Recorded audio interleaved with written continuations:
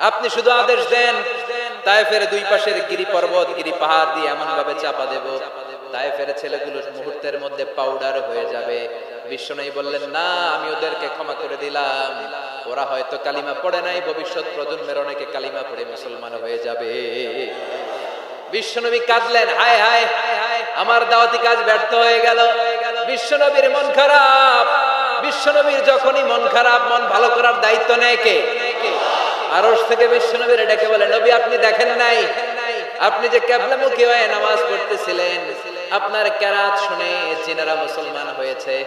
মানুষদেরকে দাওয়াত দিতে এসেছেন, ওরা দাওয়াত কবুল করে নাই, তো কি হয়েছে?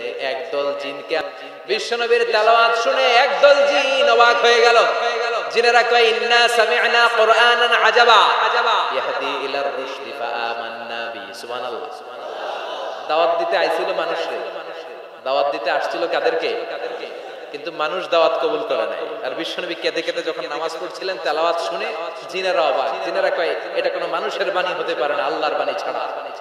জিনেরা এই বাণী শুনে কোহে কাফে যে জিনের রাজ্যে যে দাওয়াতি কাজ শুরু করে দিল আর ঘোষণা দিল, আমরা মুহাম্মদের উপর ঈমান এনে মুসলমান হয়ে গেলাম। এরা মুসলমান হয়ে গিয়েছে। বিশ্বনবীর আল্লাহ খুশি করে দিলেন, এই নিউজ দিয়ে খুশি করে দিলেন। সুবহানাল্লাহ কবেন না? তাহলে বিশ্বনবীর খুশি করার দায়িত্ব কার? বিশ্বনবী দাওয়াত দেওয়ার জন্য তায়েফে গেলেন।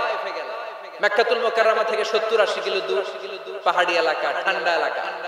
হজ উমরা যারা করেছেন দেখেন নাই, ঘুরে ঘুরে ঘুরে ঘুরে উঠতে হয়। আবার এখন কেবল কার আছে, কেবল কার দিয়ে ওঠা যায় না মাঝে। আমি গিয়েছি অনেকবার। ওই তায়েফে বিশ্বনবী দাওয়াত দিতে গেলেন, কিন্তু তায়েফের ছেলেরা বিশ্বনবীর দাওয়াত কি গ্রহণ করেছে? কি করছে? তিনটা জায়গায় বিশ্বনবীকে পাথর মেরে বেহুশ করেছে। তিনটা জায়গায় বিশ্বনবী নিজের কোনো স্বার্থের জন্য যায় নাই, তায়েফের লোকরা যাতে জাহান্নামের আগুনে না জ্বলে ওদেরকে বাঁচানোর জন্য গিয়েছিলেন। ঠিক কিনা?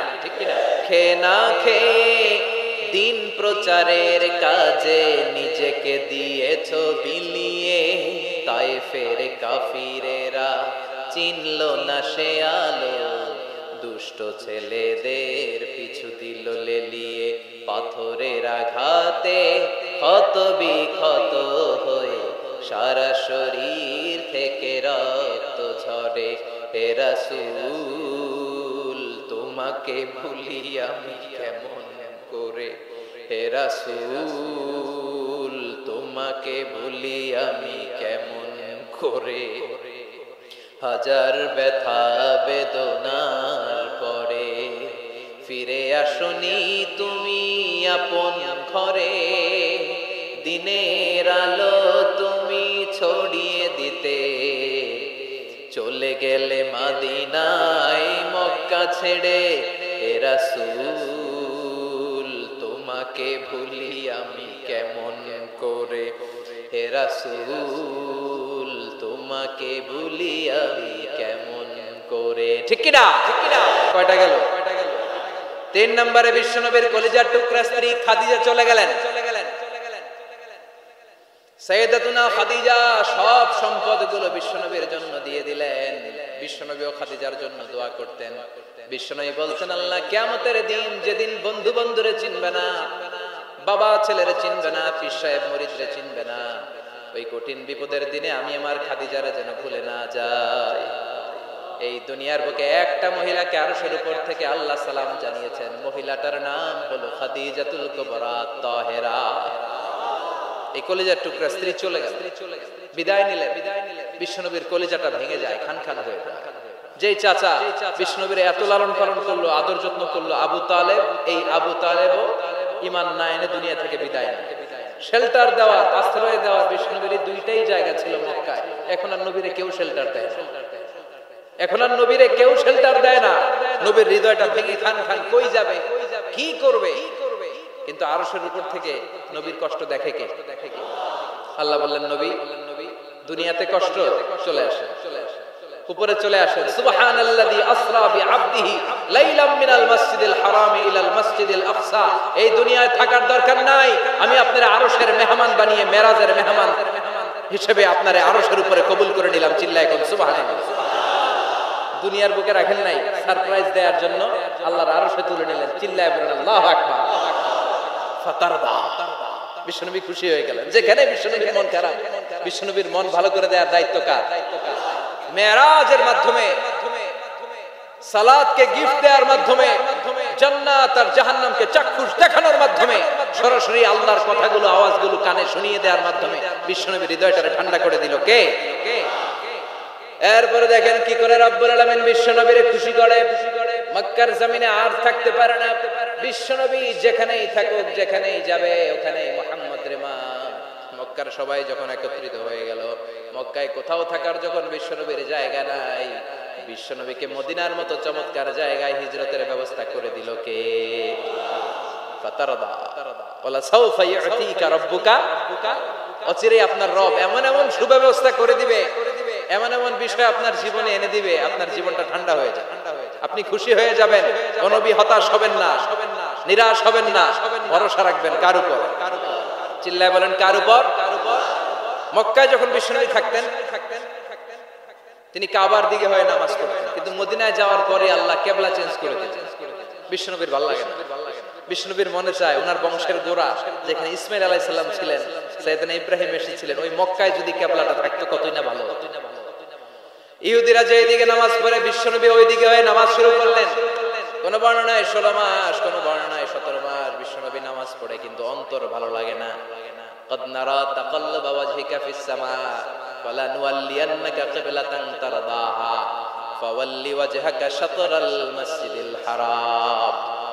আল্লাহ বললেন নবী আমি বুঝি আপনি নামাজ পড়েন আর নামাজের পরে আকাশের দিকে তাকান যে আমি কিছু কই কিনা।